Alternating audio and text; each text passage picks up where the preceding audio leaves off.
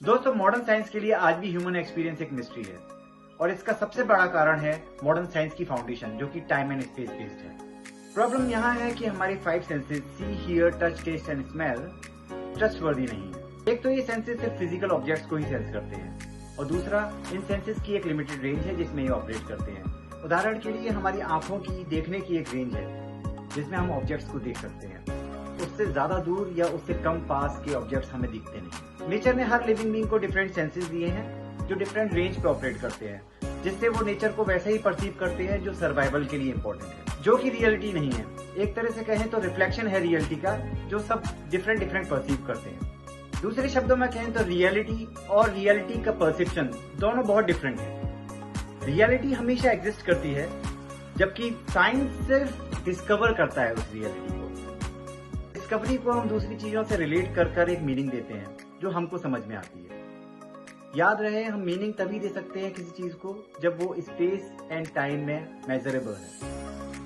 दोस्तों, जैसा आप जानते हैं, कॉन्शियसनेस टाइमलेस और स्टेटलेस है जिसकी कोई फिजिकलिटी नहीं है। तो क्वेश्चन यहाँ पर आता है कि आप मॉडर्न साइंस से जो फिजिकलिटी बेस्ड है, टाइम एंड स्पेस बाउंड है, आप उससे कॉन्शियसनेस को कैसे मेजर करेंगे? ये बिल्कुल पॉसिबल ही नहीं है। मॉडर्न साइंस की इसी लिमिटेशन की वजह से हम व्हाट एंड हाउ तो बता पाते हैं, लेकिन व्हाई का आंसर हमारे पास नहीं होता। आज भी बहुत सारे ओपन क्वेश्चंस हैं जिसमें हमारे पास व्हाई का आंसर नहीं है कि ऐसी चीज क्यों होती है। उदाहरण के तौर पे हम ग्रेविटी को जान पाए हैं, ग्रेविटी क्या है, कैसे काम करती है, इवन हमने उसके नंबर भी डिराइव किए हैं, लेकिन हम ये नहीं जान पाए हैं कि वो क्यों होती है।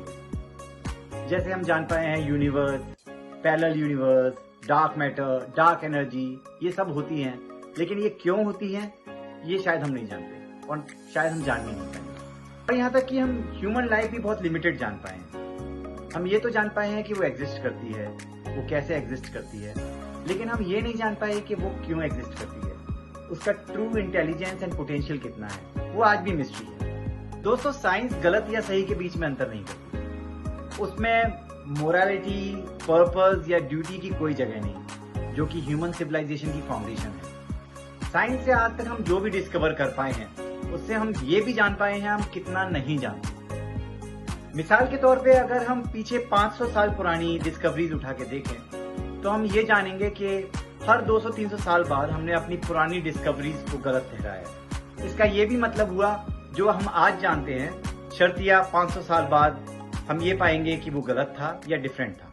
और हम ऐसे ही गोल गोल घूमते रहेंगे जब तक साइंस की फाउंडेशन ऑब्जेक्टिव या फिजिकलिटी बेस्ड बनी रहेगी। इस लूप से बाहर आने के लिए हमें साइंस में ऑब्जेक्टिव और सब्जेक्टिव एक्सपीरियंस दोनों को इंक्लूड करना होगा। यहाँ सब्जेक्टिव का मतलब है नॉन फिजिकल, जो टाइम एंड स्पेस पे निर्भर नहीं करता। आप देखेंगे हजारों साल पुरानी सिविलाइजेशन हमसे कॉस्मोस, यूनिवर्स या ह्यूमन एग्जिस्टेंस के बारे में बहुत ज्यादा जानती थी। उनकी साइंस में मैथमेटिक्स भी थी, कैलकुलेशंस भी थे और सब्जेक्टिव एक्सपीरियंस को भी जगह दी गई। बेसिकली वो एक कंप्लीट साइंस थी। ये बहुत अनफॉर्चुनेट है कि हमने उसे आगे प्रमोट करने की जगह उसे कंप्लीटली वाइप आउट किया है और उसे फिजिकलिटी बेस्ड बना दिया। और अब हम इस साइंस से एक्सपेक्ट कर रहे हैं कि वो कॉन्शियस बीइंग या कॉन्शियस यूनिवर्स को डिस्कवर करे और हमें आंसर दे, जो कि पॉसिबल नहीं है। दोस्तों, अब जाने से पहले आपसे एक सवाल, क्या हम मॉडर्न साइंस की फाउंडेशन को कभी चेंज कर पाएंगे,